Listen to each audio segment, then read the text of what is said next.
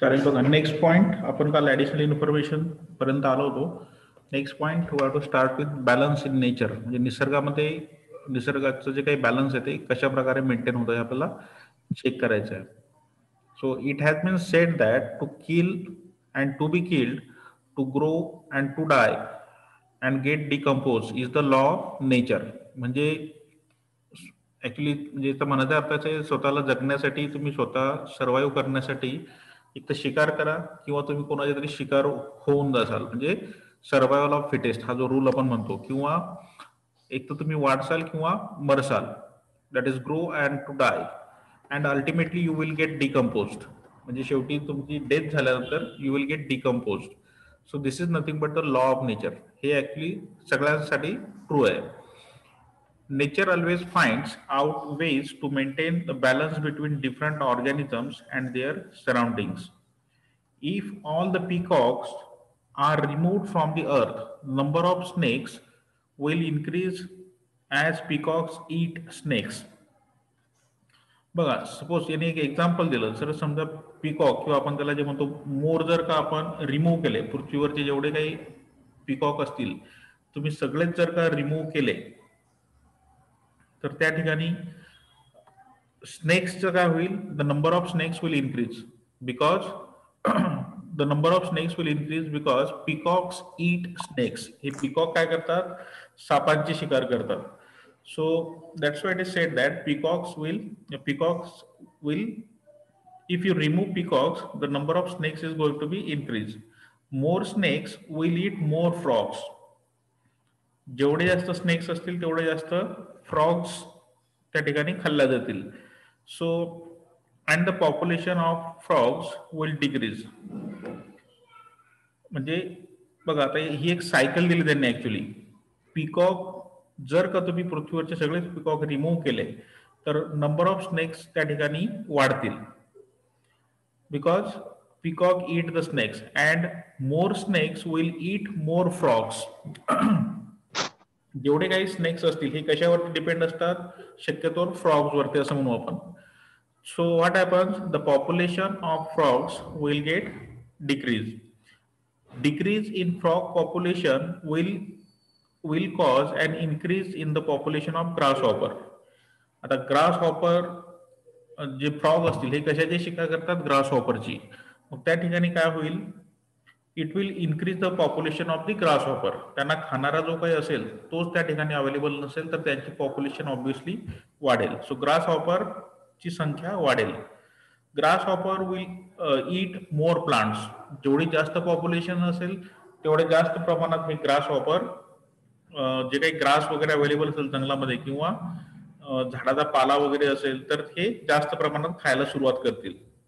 So that's why it is said that grasshopper will eat more plants including crops and there will be a food shortage. आता हे फक्त ग्रासच खातात असं नाहीये. म्हणजे जे काही आपल्या शेतातली पिकं वगैरे असतात ते सुद्धा हे ग्रासहॉपर खात असतात. त्यामुळं काय होईल? They will eat crops also. म्हणजे आपल्या शेतीमधलं उत्पन्न त्यामुळे काय होईल? It will get affected. शेतामधलं जे काही प्रोडक्शन असेल ते त्या ठिकाणी कमी होईल. त्याच्यामुळे फूड शॉर्टेज क्रिएट होऊ शकतो.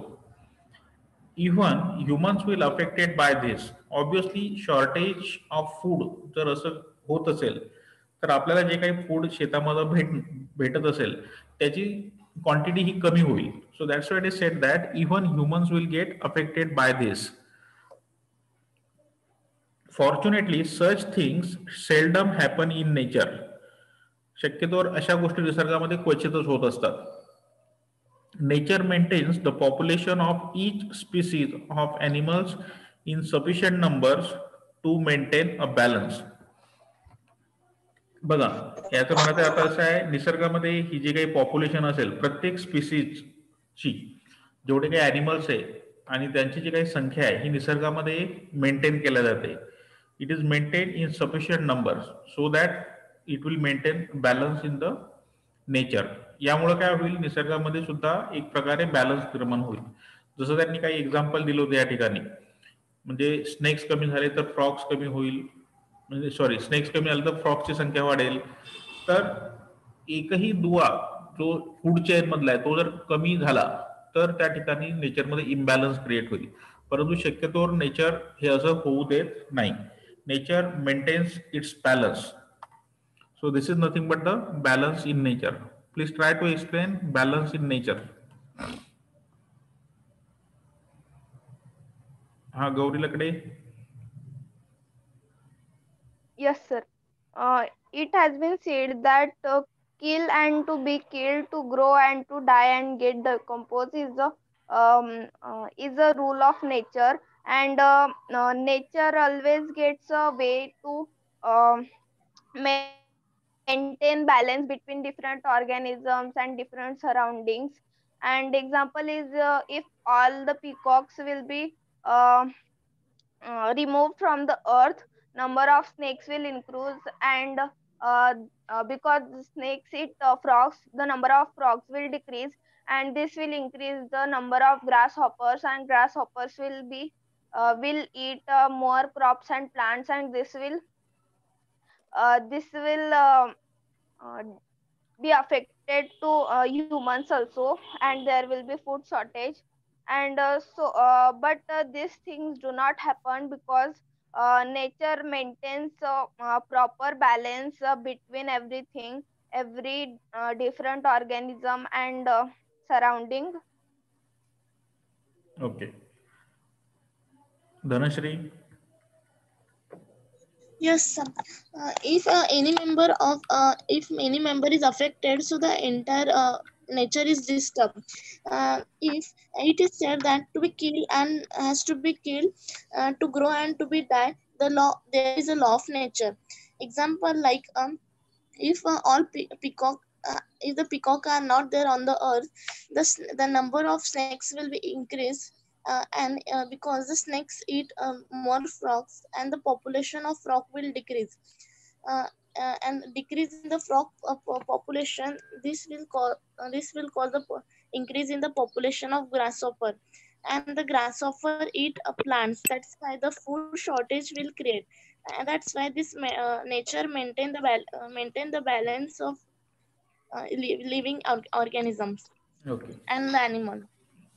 बघा निसर्गामध्ये हे आपण ओव्हरऑल पण असं म्हटलं जातं की निसर्ग जे काही बॅलन्स असतं, जर आपल्या ज्या काही ह्युमन ऍक्टिव्हिटी ह्या निसर्गाला डिस्टर्ब करण्यासाठी सगळ्यात जास्त कारणीभूत आहे. म्हणजे सगळ्याच प्रकारे असेल, जंगलतोड करतो आपण, नंतर टेक्नॉलॉजी आपली एवढी डेव्हलप झाली आहे, या टेक्नॉलॉजीमुळे सुद्धा भरपूर जे काही आपल्या सुरुवातीच्या ज्या काही गोष्टी होत्या, ओल्ड थिंग्स, जसं आता आपण मोबाईल्स वापरतो, मोबाईलचे ज्या काही रेंज आहे त्यामुळं तुम्ही स्पॅरो म्हणजे जे काय आपण चिमणी म्हणतो, ही तुम्हाला शक्यतो आता सहजासहजी दिसत नाही जर तुम्ही बाहेर निसर्गामध्ये जर पाहिलं तर. तर हे काय होत आहे, प्रत्येक स्पिसीज आणि निसर्गामध्ये एवढी ताकद आहे, म्हणजे याचा इम्पॅक्ट जो होणार आहे किंवा याचे जे काही रिझल्ट आपल्याला भेटणार, भलेही आपण टेक्नॉलॉजीचं किंवा सायन्सचा यूज करून भरपूर ऍडव्हान्समेंट करायचा प्रयत्न करतोय, परंतु निसर्ग म्हणजे इतकी पॉवर असते निसर्गामध्ये, एका सेकंदामध्ये तो ट्रिमेंडस चेंज घडवून आणू शकतो. तर त्याच्यामुळं हे जे काही बॅलन्स आहे हे शक्यतोवर निसर्गामध्ये मेंटेन केलं जातं. आपण कितीही म्हणजे टेक्नॉलॉजीच्या गोष्टी केल्या तरी शेवटी अल्टिमेटली निसर्गामध्ये जी काही सुप्रीम पॉवर आहे असं म्हटलं जाईल. चालेल, नेक्स्ट पॉईंट बघू आपण, डिफॉरेस्टेशन म्हणजे जंगलतोड. याचे आपल्याला होणारे वेगवेगळे इम्पॅक्ट आपल्यावरती तेही चेक करायचे आपल्याला. एक मिनिट बघा, deforestation, destruction of forest on large scale cutting of trees on land where trees are never replanted is called as deforestation. It is the permanent destruction of forest and woodlands. म्हणजे simple आहे, जंगलामध्ये जेवढे काही झाडं असतील किंवा आपल्या सभोवताली आपल्या परिसरामध्ये जर काही झाडं असतील आणि आपण त्याचं जर का त्याला आपण तोडत असेल तर आपण म्हणजे स्वतःची हानी करतोय एक प्रकारे. This is called as the deforestation. म्हणजे तुम्ही जंगलतोड करताय परंतु त्या ठिकाणी तुम्ही नवीन झाड लावत नसाल, दॅट इज रिप्लांटेशन जर करत नसाल तर that is called as deforestation. Obviously तुम्ही जंगलतोड केली ठीक आहे, जुने झाडं असतील, तुटाला आलेलं झाड असेल हे तोडलं तुम्ही ठीक आहे, परंतु त्या ठिकाणी नवीन प्लांट लावा. नवीन एखादं झाड तोडलं असेल तर दुसरं झाड लावायचा प्रयत्न करा आणि त्याला जगवायचा सुद्धा प्रयत्न करा. So that is if you are not doing so then it is called as the deforestation. बघा आता त्याचे कॉजेस ऑफ डिफॉरेस्टेशन, का बरं डिफॉरेस्टेशन होत असतं हे आपल्याला चेक करायचंय. सिंपल ऍक्टिव्हिटीज आहेत. First one is human activity. The growing human population has been the primary cause of the forest destruction. Human clears forest due to following reasons. Obviously सगळ्यात महत्वाचं डिफॉरेस्टेशनसाठी कारणीभूत असलेलं जर काही रिझन असेल तर ते आहे पॉप्युलेशन. जी काही लोकसंख्या आपली दिवसेंदिवस वाढत आहे. ऑब्विसली लोकसंख्या वाढली म्हणजे राहण्यासाठी घरं लागतील, त्याच्यासाठी स्पेस लागेल. त्याच्यामुळे आपण हळूहळू जे काही जंगल असेल, जंगलामधली जी काही स्पेस असेल ती ऑक्युपाय करायचा प्रयत्न करतोय. So first reason to increase the food production, forest land has been converted into agricultural land. आपल्याला लोकसंख्या वाढली म्हणजे खाणारे लोक वाढतील, त्यांना लागणारं फूड ॲटम्स सुद्धा जास्त असायला पाहिजे, त्यासाठी आपल्याला शेती जास्त करावी लागेल. So we are converting this forest land into agricultural land. So this conversion of forest land into agricultural land is also cause of the deforestation. Second, to create more houses for increasing population, forests have been cut. जेवढे जास्त population तेवढं राहण्यासाठी घरं सुद्धा जास्त लागतील, त्यामुळे जंगलतोड ऑब्विसली त्या ठिकाणी करावीच लागेल. Then increase industrial development. Obviously technology किंवा जे काही आपले ऍडव्हान्समेंट होत चालले दिवसेंदिवस, किंवा जे काही आपण इंडस्ट्रीचा सेटअप हळूहळू प्रत्येक छोट्या मोठ्या खेड्यांमध्ये सुद्धा आजकाल इंडस्ट्रियल सेटअप लावण्याचा प्रयत्न केला जातोय. जसं आपल्या प्रत्येक ठिकाणी आपल्या बुलढाण्यामध्ये MIDC एरिया आहे, प्रत्येक छोट्या मोठ्या गावामध्ये सुद्धा काही ना काही प्लांट टाकण्याचा प्रयत्न केला जातोय आजकाल. So this increase development, industrial development will cause to do the deforestation. Increased wood requirement for paper and various other industries has led to felling of more trees. जेवढे जास्त पॉप्युलेशन तेवढे जास्त सपोज स्टुडंट सुद्धा राहतील. Students राहिले किंवा official वर्कसाठी जे काही स्टेशनरी लागते, त्यासाठी जे काही पेपर्स वगैरे आपण यूज करतो, त्यासाठी ऑब्विसली काय लागणार आहे, पेपर साठी लागेल तुम्हाला wood.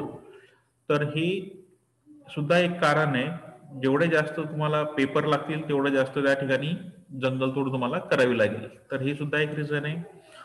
ओव्हरग्रेझिंग of animals whose numbers have been increased with increasing human population has reduced plant cover.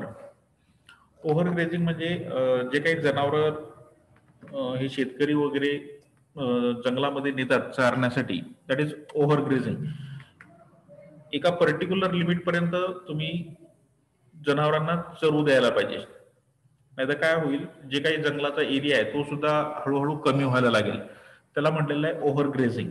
जेवढे जास्त पॉप्युलेशन राहील तेवढे जास्त म्हणजे रिक्वायरमेंट्स राहतील. फॉर एक्झाम्पल त्या ठिकाणी मिल्क वगैरे लागेल, तर त्यासाठी बफेलो असेल, काऊज असतील, ह्या लागतील.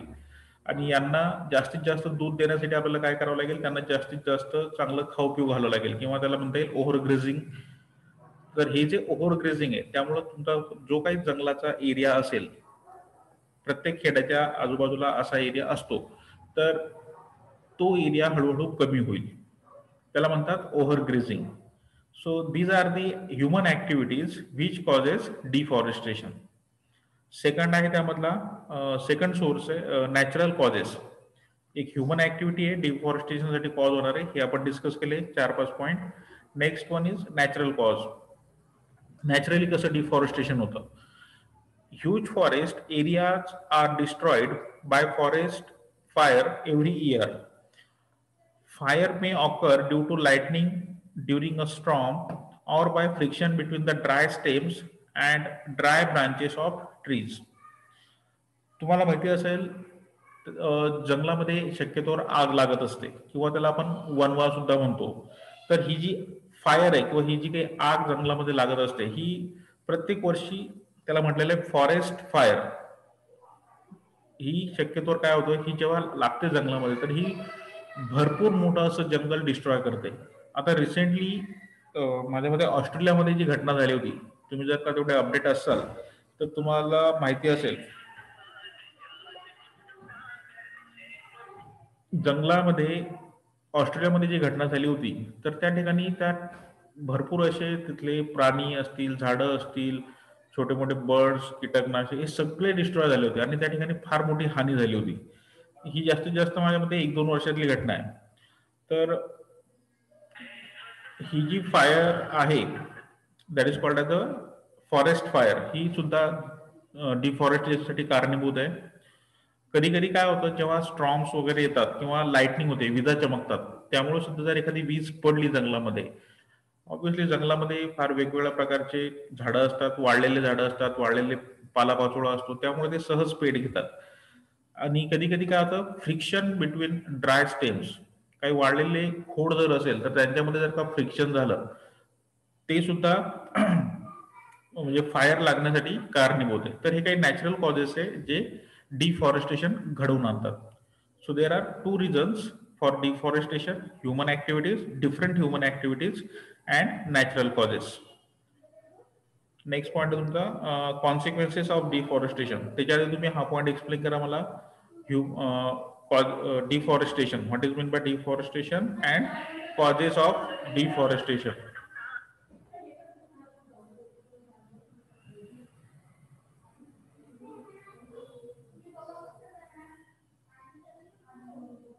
हाँ, पार्थ खर्चे. Yes, sir. Clearing a forest by cutting down trees to fulfill our needs of wood and land is called deforestation. With the increase in population accompanied by technology advancement, more and more land is required for agriculture, house schooling, industries, educational institutes, and roads, etc. Forest area is clear to obtain this land.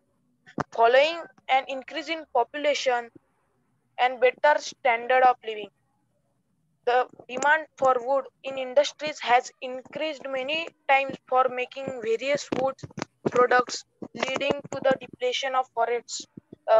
Large forest areas are cleared to construct dams. Overgrazing of animals whose numbers have increased with increase in human population has reduced the plant cover. Okay. Ishwari. Yes, sir. Deforestation. Deforestation means the deconstruction of the trees in the forest. The cutting of this tree in a large scale is known as deforestation. It is a permanent destruction of these trees. And the causes of deforestation are by the human activities, due to their growing, due to the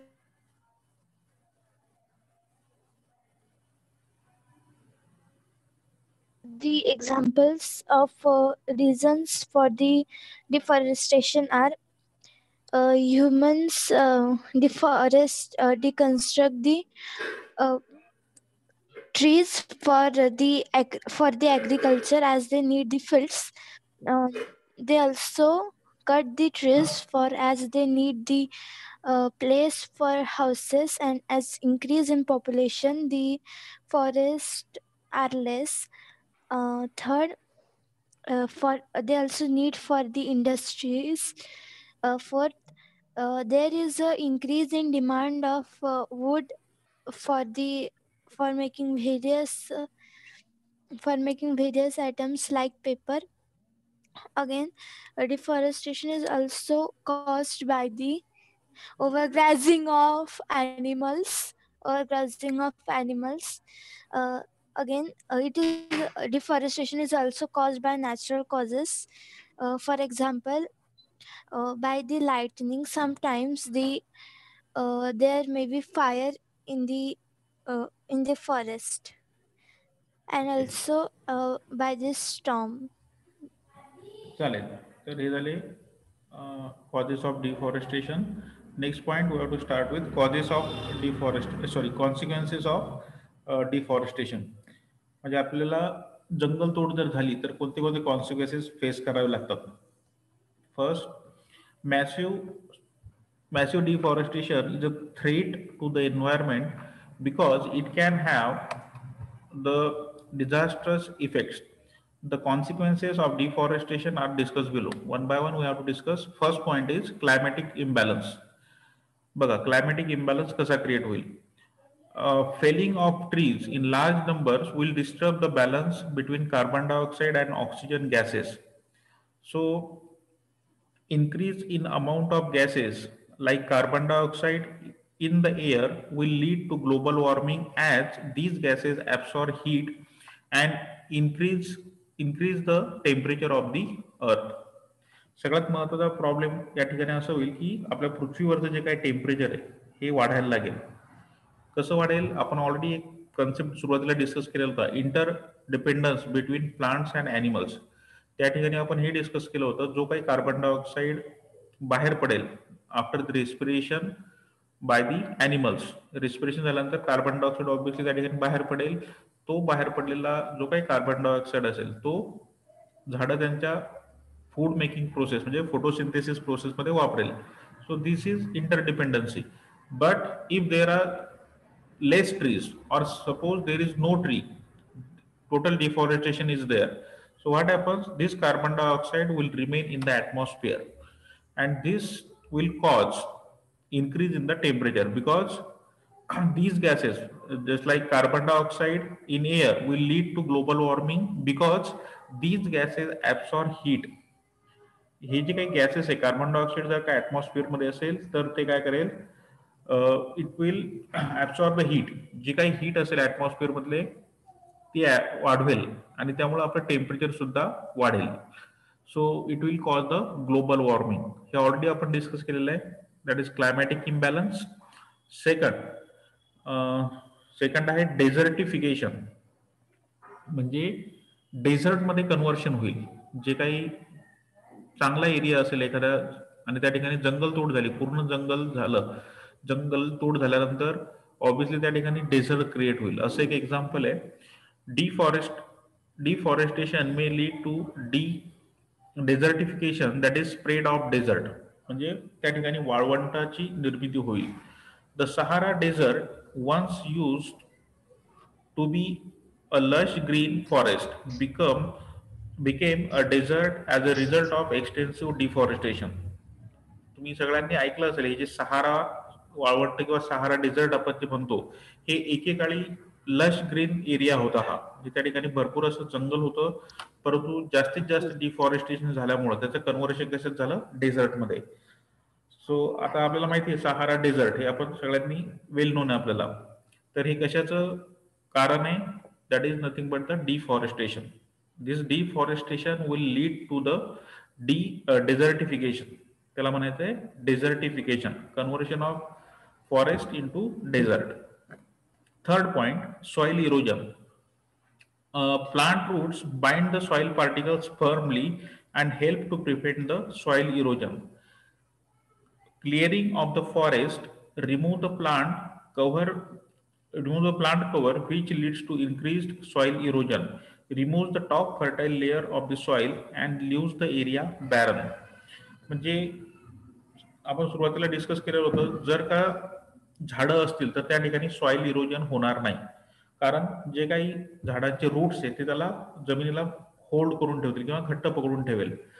but what happens if plants are not there, जर का त्या ठिकाणी झाडं नसतील तर काय होईल, it will cause clearing the forest, remove the plant cover, जे काही झाडांचं कव्हरिंग असेल ती त्या ठिकाणी रिमूव्ह होईल, which leads to increase soil erosion. यामुळं त्या ठिकाणची जी काही वरची लेअर असेल, टॉप सॉइल जी म्हणतो आपण, ती त्या ठिकाणी रिमूव्ह होईल किंवा मूव्ह होईल, कारण की त्याला बाइंड करणार किंवा होल्ड करणारा कोणताच पार्ट त्या ठिकाणी अवेलेबल राहणार नाही. झाडं असले तर कसं मुळं घट्ट त्या मातीला किंवा त्या जमिनीला तिथे पकडून ठेवू शकतात. So this deforestation also leads to the soil erosion. Next, floods and droughts. Forests increase the productivity of land. They also allow seepage of rainwater and maintain water table in the ground. When forests are cleared, the flow of water is disrupted. It leads to the floods in some areas and droughts in other. Obviously सुरुवातीला आपण discuss केलं होतं, जर का जंगल असेल त्या ठिकाणी तर त्या ठिकाणी त्या जमिनीची प्रोडक्टिव्हिटी सुद्धा वाढेल. Forest increases the productivity of a land. त्या जमिनीची जी काही उत्पादन क्षमता आहे ती त्या ठिकाणी वाढेल जर का जंगल असेल तर. अजून काय फायदा होऊ शकतो? This will allow seepage of rain water. जो काही पाऊस पडेल तो जमिनीमध्ये ऍब्सॉर्ब होईल, म्हणजे त्याला म्हणता येईल infiltration of water into the soil and it will increase the water table. त्या ठिकाणी जमिनीची जी काही पाण्याची पातळी असेल ती त्या ठिकाणी मेंटेन राहील आणि वर्षभर तुम्हाला त्या ठिकाणी पाणी भेटू शकेल. व्हेन फॉरेस्ट आर क्लिअर्ड, जर का असे जंगल क्लिअर झालं, डिफॉरेस्टेशन झालं, the flow of water is disturbed. म्हणजे जो काही पाण्याचा प्रवाह असेल, आपण सुरुवातीला ऑलरेडी डिस्कस केलेलं आहे, जंगलामध्ये पाऊस पडल्यानंतर तो कॅनोपीवर पडतो, डायरेक्ट जमिनीवर पडत नाही. सो तिथे त्यामुळं पाऊस वगैरे, पूर वगैरे अशी सिच्युएशन क्रिएट होत नाही. परंतु जंगल जर नसेल तर it will cost flow of the water, त्याला डिस्ट्रप्शन म्हटलेलं या ठिकाणी. It leads to the flood in some areas and drought in others. म्हणजे काय होईल, काही एरियामध्ये भरपूर पाऊस पडेल किंवा भरपूर प्रमाणात पाणी जमा होईल किंवा त्या ठिकाणी फ्लड लाईक सिच्युएशन क्रिएट होईल. आणि काही ठिकाणी काय होईल, एकदम त्याच्या अपोजिट, त्या ठिकाणी कोरडा दुष्काळ किंवा ड्रॉट त्या ठिकाणी पडेल. तर अशा इम्बॅलन्स क्रिएट होईल indirectly. So it will cause flood as well as it will result into the droughts. म्हणजे दोन्ही गोष्टी पॉसिबल आहेत. पूर सुद्धा येऊ शकतात, काही ठिकाणी दुष्काळ सुद्धा पडू शकतो. Next, loss of biodiversity. Biodiversity म्हणजे जंगलामध्ये जी काही जैव विविधता म्हणतो आपण, that is called as biodiversity, ती त्या ठिकाणी संपून जाईल. Biodiversity refers to the variety of plant and animal life in a particular habitat. हे सुरुवातीला मी तुम्हाला सांगितलं होतं, इतके हे अमेझॉन वगैरे असे इतके दाट जंगल आहेत या ठिकाणी, म्हणजे माणसाला अजूनही जायची हिंमत होत नाही. तर हे असे जंगल या ठिकाणी काय आहे, it is having very large variety, सगळ्याच प्रकारची व्हेरायटी आहे. म्हणजे मायक्रो ऑर्गॅनिझम पासनं तर मोठ्या मोठ्या प्राण्यांपर्यंत तुम्हाला त्या ठिकाणी बघायला भेटू शकतात. तसेच वेगवेगळे झाडं, छोटे मोठे ट्रीज पासून तर एकदम छोटेसे गवतापर्यंत सुद्धा तुम्हाला व्हेरायटी बघायला भेटू शकते. So that's why it is said that biodiversity, ही जी बायोडायव्हर्सिटी असेल ही त्या ठिकाणी लॉस होईल जर का डिफॉरेस्टेशन झालं तर. A large variety of plants and animals are lost due to deforestation.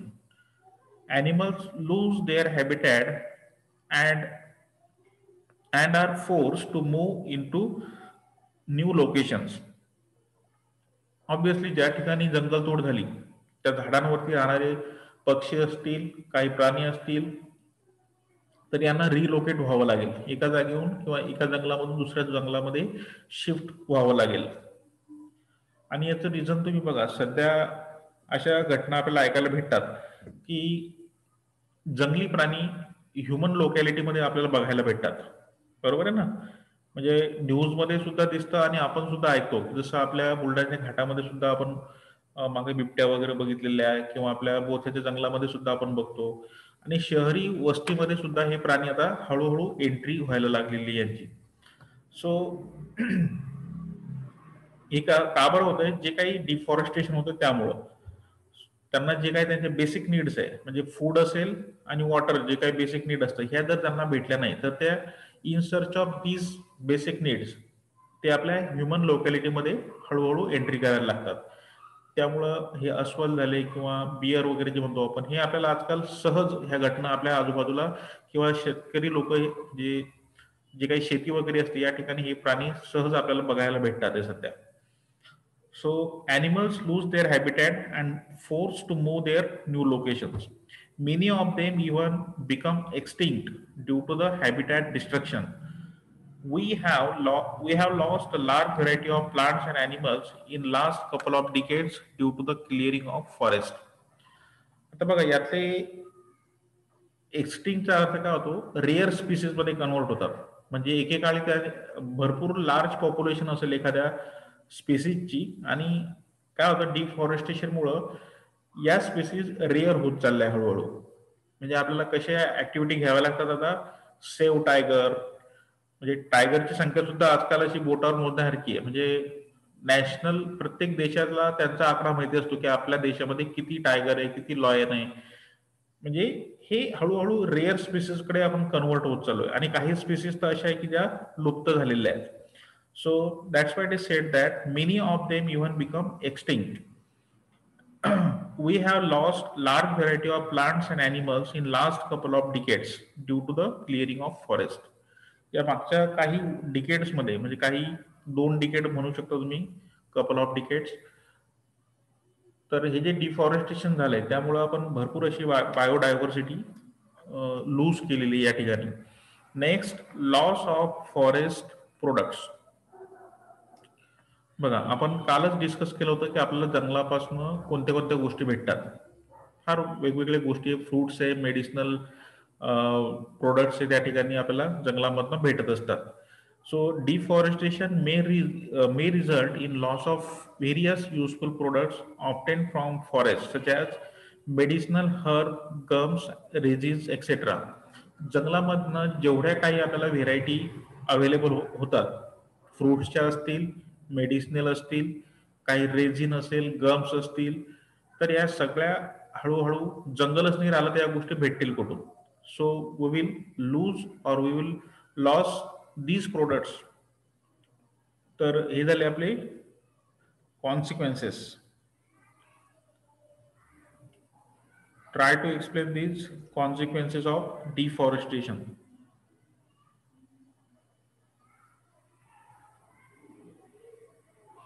हा, शरयू.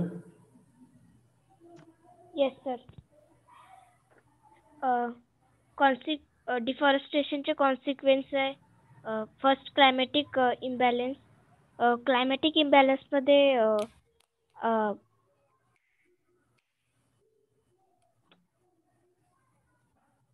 डिफॉरेस्टेशनमध्ये झाडं कटिंग केल्यामुळे कार्बन डायऑक्साईड आणि ऑक्सिजनचा इम्बॅलन्स होतो. आणि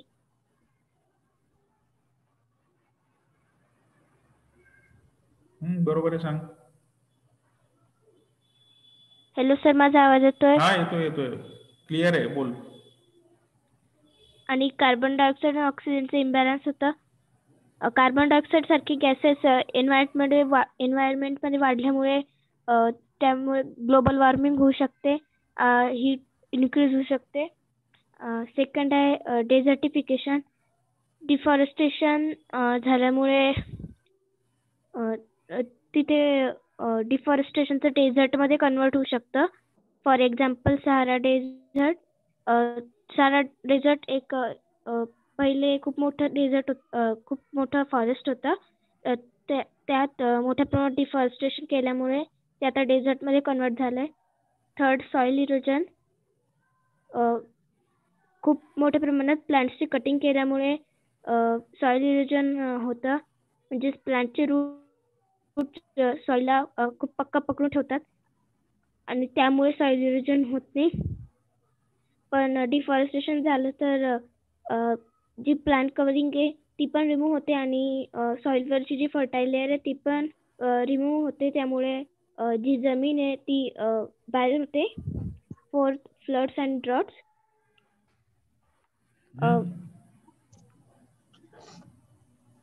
बरोबर आहे, सांग. डिफॉरेस्टेशन झाल्यामुळे फ्लड्स आणि खूप मोठ्या प्रमाणात फ्लड्स येऊ शकतात. फॉरेस्ट असतं तेव्हा जो पाऊस पडतो त्याचं मोठ्या प्रमाणात इन्फिल्ट्रेशन होतं आणि त्यामुळे वॉटर टेबल मेंटेन राहतं.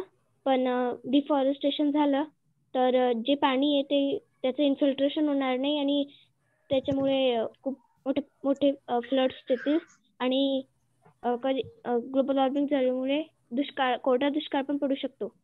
Fifth, loss of biodiversity. Deforestation केल्यामुळे खूप मोठ्या ॲनिमल्स, बर्ड्सचं जे हॅबिटॅट आहे ते डिस्टर्ब होतं. त्यांना आपली जागा सोडून दुसरी जागा शोधावी लागते. त्यामुळे खूप मोठ्या प्रमाणातली बायोडायव्हर्सिटी नष्ट होते. आणि 6 लॉस ऑफ फॉरेस्ट प्रोडक्ट्स. आपण डिफॉरेस्टेशन केलं तर नक्कीच आपल्याला जे फॉरेस्टमधून जे प्रोडक्ट मिळतात ते पण कमी प्रमाणातच येते. ओके, तर हे झाले काही कॉन्सिक्वेन्सेस.